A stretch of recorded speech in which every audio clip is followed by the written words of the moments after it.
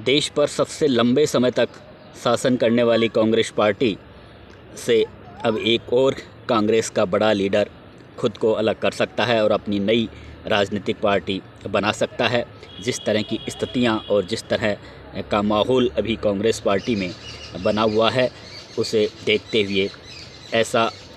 संकेत मिल रहा है कि ये कांग्रेस का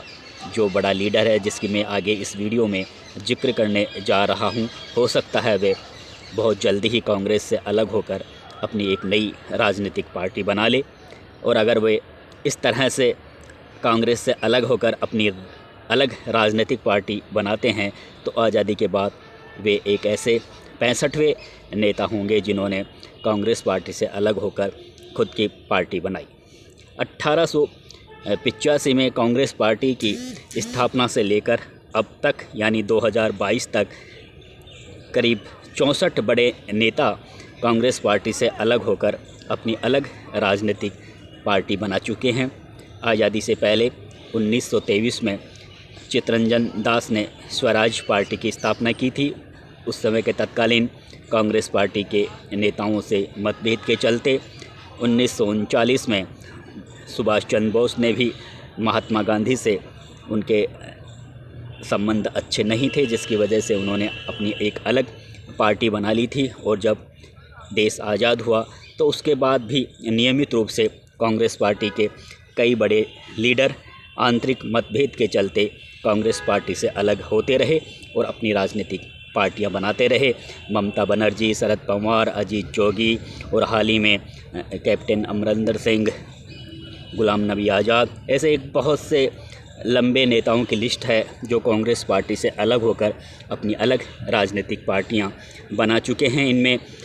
कुछ पार्टियां वापस कांग्रेस पार्टी में उनका विलय हो गया, कुछ राजनीतिक पार्टियों ने अलग राजनीतिक दलों में उनका समावेश हो गया और कुछ पार्टियां ऐसी हैं जिनका अभी भी अस्तित्व कायम है। फ़िलहाल मैं जिस नेता का जिक्र कर रहा हूं वे राजस्थान के मुख्यमंत्री अशोक गहलोत हैं। और हो सकता है जिस तरह से वे खुद को इस समय असहज महसूस कर रहे हैं कांग्रेस पार्टी में और गांधी परिवार से जिस तरह से उनकी दूरियां लगातार बढ़ती जा रही है और जिस तरह से अशोक गहलोत किसी भी हालत में सचिन पायलट को राजस्थान में मुख्यमंत्री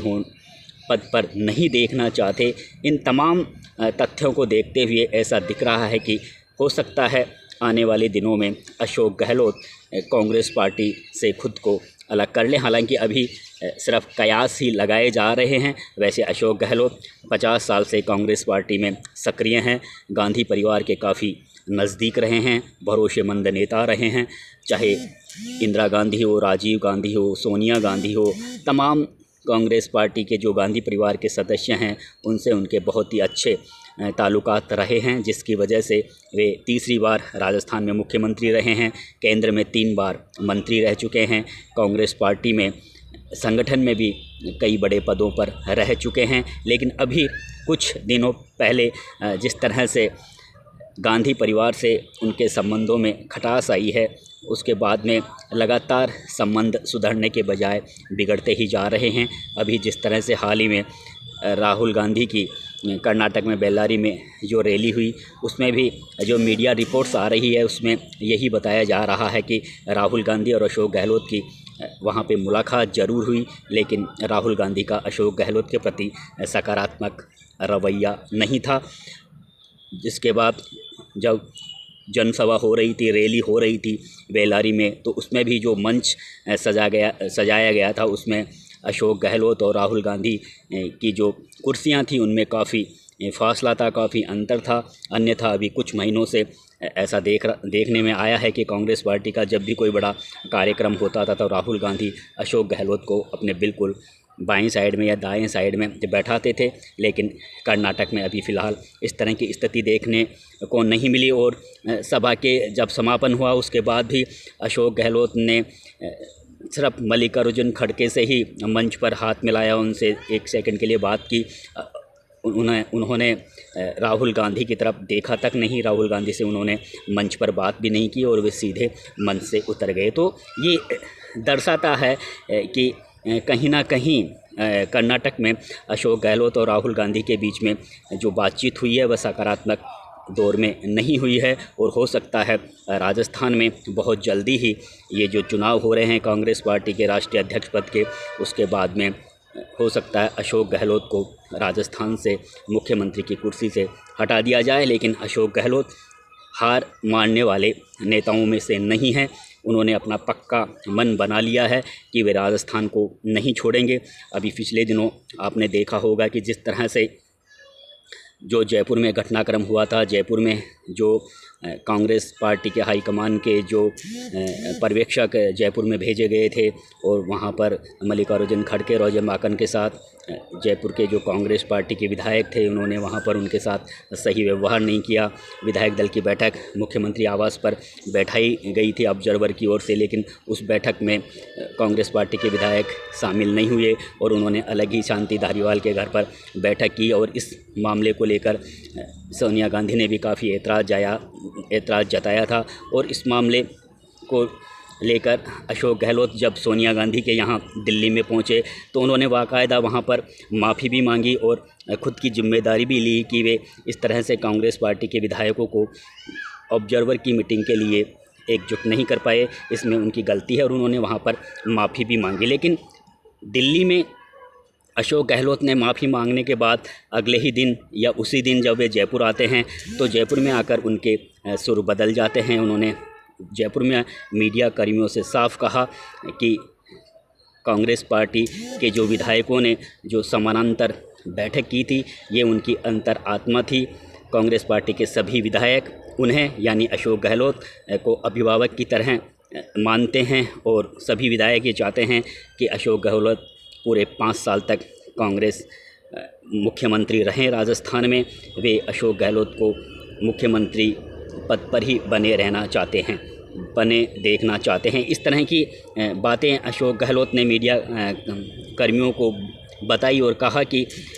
जो कांग्रेस पार्टी के जो विधायकों ने जो समानांतर बैठक की है ये उनकी अंतर आत्मा की आवाज़ थी और वे अपने विधायकों के साथ भी दगाबाजी नहीं कर सकते, क्योंकि उन्होंने जब मुख्यमंत्री की शपथ ली थी या जब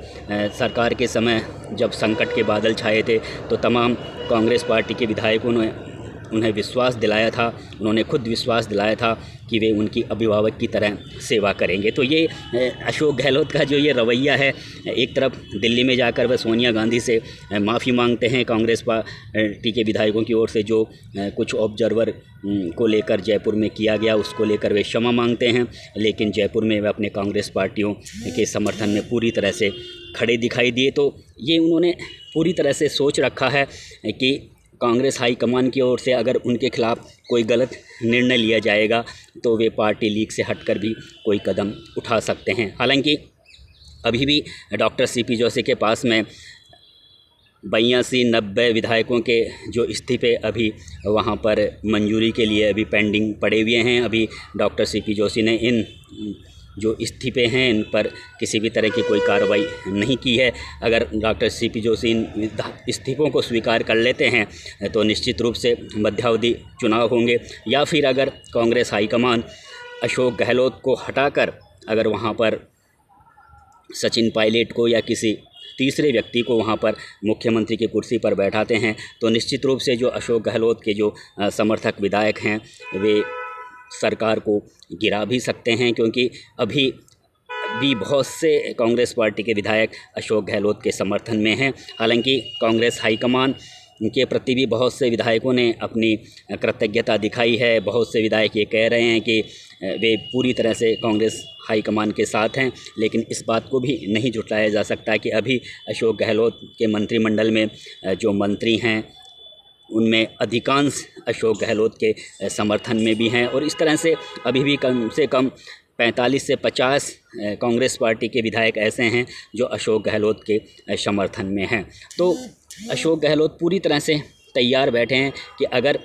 कांग्रेस हाईकमान उन्हें मुख्यमंत्री की कुर्सी से हटाने का निर्णय लेता है तो वे किसी भी हद तक पार्टी की लाइन को पार कर सकते हैं, क्रॉस कर सकते हैं, और उसमें यह विकल्प भी है कि वे पार्टी को छोड़कर अपनी अलग राजनीतिक पार्टी भी बना सकते हैं। क्योंकि वे किसी भी हालत में सचिन पायलट को राजस्थान में उनके पांव जमाना देखना नहीं चाहते। हाँ, इस बात पर ज़रूर आगे बात बन सकती है गांधी परिवार के और अशोक गहलोत के, कि अगर अशोक गहलोत को गांधी परिवार ये कहता है कि आप अपने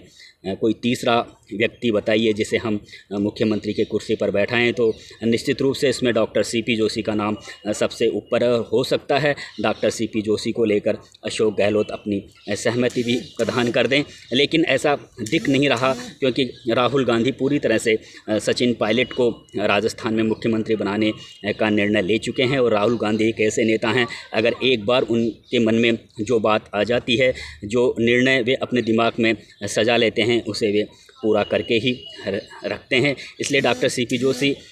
वाला ये जो बिंदु है, ये यहाँ पर फिट होता हुआ नहीं दिख रहा है। अब कुल मिलाकर यही है कि अशोक गहलोत को अगर कांग्रेस हाईकमान राजस्थान से उन्हें हटाते हैं या उनकी मुख्यमंत्री की कुर्सी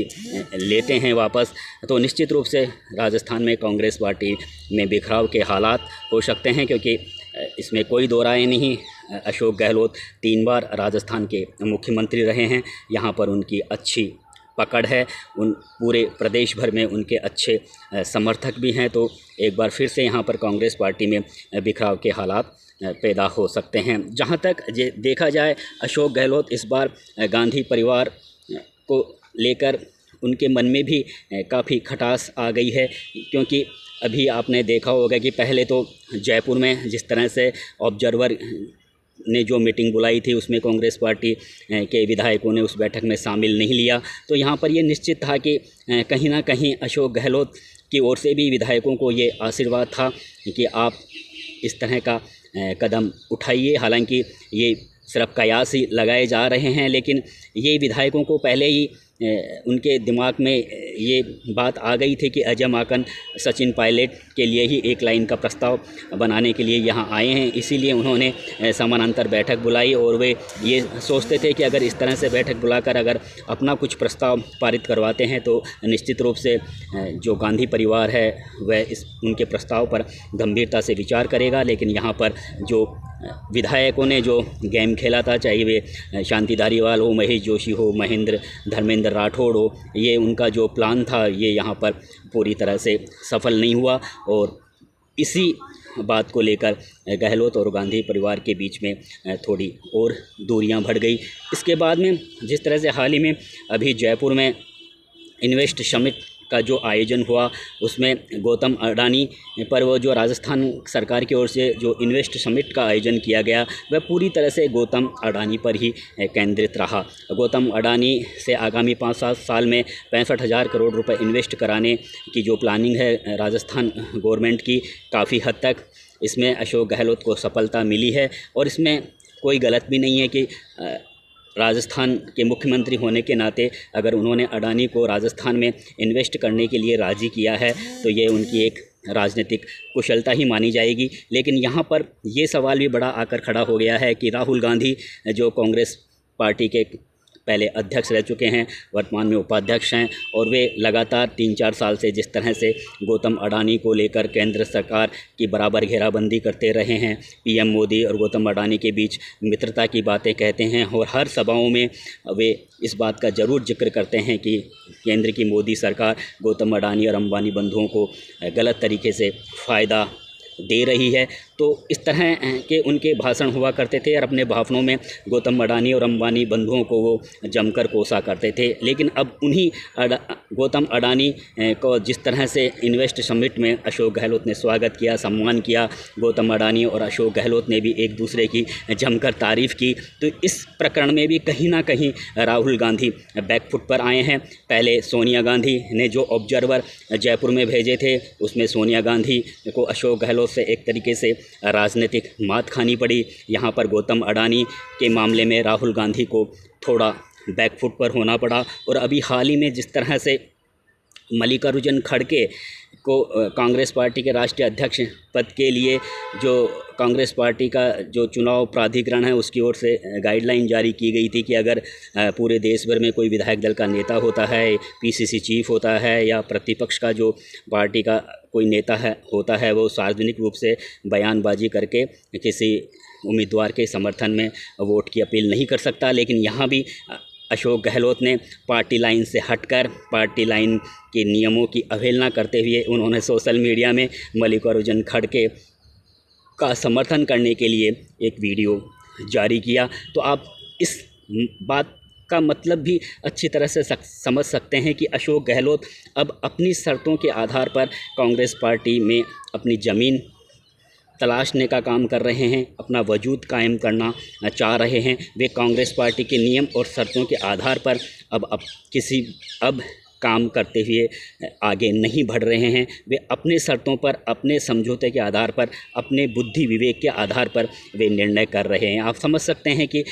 मधुसूदन मिस्त्री जो कांग्रेस पार्टी के चुनाव प्राधिकरण के अध्यक्ष थे, उन्होंने बाकायदा गाइडलाइन जारी की थी, लेकिन यहाँ भी अशोक गहलोत ने गाइडलाइन की अवहेलना की। तो ये इस तरह से बराबर अगर कोई पार्टी लाइन से हटकर कोई काम करता है तो ये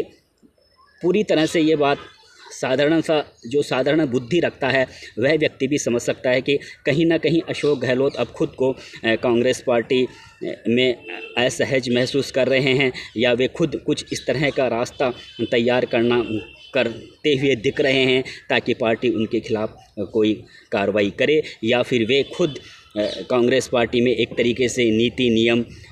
के निर्धारक बन गए हैं और वे खुद अपने शर्तों के आधार पर कांग्रेस पार्टी में अपना अस्तित्व बनाए रखना चाहते हैं। लेकिन आप सबको पता है कि देश की कांग्रेस पार्टी में गांधी परिवार का काफ़ी वजूद रहा है, अभी भी काफ़ी वजूद है। गांधी परिवार के देश भर में समर्थक हैं। राहुल गांधी ने जो भारत जोड़ो यात्रा कर रहे हैं उसमें भी उन्हें काफ़ी सपोर्ट मिल रहा है। मल्लिकार्जुन खड़गे जो भी कांग्रेस पार्टी के राष्ट्रीय अध्यक्ष पद के उम्मीदवार हैं, वे भी एक तरीके से गांधी परिवार के ठप्पाई हैं। गांधी परिवार की तरफ से ही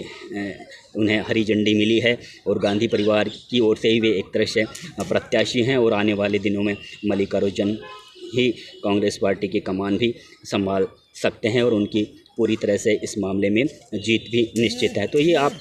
समझ सकते हैं कि अब जिस तरह से पहले गौतम अडानी की अशोक गहलोत ने तारीफ़ की, उससे पहले जयपुर में जो सोनिया गांधी ने जो ऑब्जर्वर जयपुर में भेजे थे, वहाँ पर ऑब्जर्वरों की बात कांग्रेस पार्टी के विधायक दल ने नहीं मानी। और अब जिस तरह से कांग्रेस पार्टी के राष्ट्रीय अध्यक्ष पद के चयन को लेकर पार्टी के नियम और सिद्धांत तोड़ते हुए अशोक गहलोत ने अलग से सोशल मीडिया पर जो वीडियो जारी किया गया, तो ये सारे परिदृश्य ये दिखाते हैं कि अशोक गहलोत अब कांग्रेस पार्टी में अपने शर्तों के आधार पर, अपने विवेक के आधार पर अपना भविष्य तलाश रहे हैं, जो शायद अब कांग्रेस पार्टी में संभव नहीं है। तो कुल मिलाकर अब ये काफ़ी दिलचस्प और रोचक विषय बन गया है और ये भी करीब करीब सा तय है कि जिस तरह से कर्नाटक में राहुल गांधी और अशोक गहलोत के बीच में जो अच्छे माहौल में बातचीत नहीं हुई, तो ऐसा दिख रहा है कि राजस्थान में कोई बड़ा निर्णय होने वाला है कांग्रेस पार्टी के राष्ट्रीय अध्यक्ष पद के चुनावों के बाद में। और ये भी एक तरीके से करीब करीब तय है कि अगर अशोक गहलोत को मुख्यमंत्री की कुर्सी से राजस्थान से हटाया जाता है तो हो सकता है अशोक गहलोत अब कांग्रेस पार्टी से अलग होकर खुद का अपना एक अलग राजनीतिक दल का वे गठन भी कर लें। आगे वे कितना कामयाब होंगे ये तो आने वाला भविष्य ही बताएगा, लेकिन जिस तरह की हलचल, जिस तरह की गतिविधियां अशोक गहलोत की ओर से अभी की जा रही है, उसे देखते हुए ऐसा ही दिख रहा है कि एक तरफ जहां गांधी परिवार से उनके संबंध बुरी तरह से बिगड़ते जा रहे हैं, तो दूसरी तरफ वे खुद को कांग्रेस पार्टी में इस समय असहज महसूस कर रहे हैं। तो ये सारे बिंदु ये दर्शाते हैं कि हो सकता है अशोक गहलोत गुलाम नबी आज़ाद की तरह आने वाले दिनों में खुद को कांग्रेस पार्टी से अलग कर लें, और जिस तरह से वे राजस्थान को छोड़ना नहीं चाहते और राजस्थान में ही अपनी जो नई पार्टी है उसको स्थापित करने का वे प्रयास करें। लेकिन फ़िलहाल ये कयास ही हैं। देखते हैं आने वाले दिनों में राजस्थान की जो राजनीति है, कांग्रेस पार्टी है, वह क्या करवट बदलती है, क्या नई कहानी राजस्थान में होने वाली है। नमस्कार दोस्तों।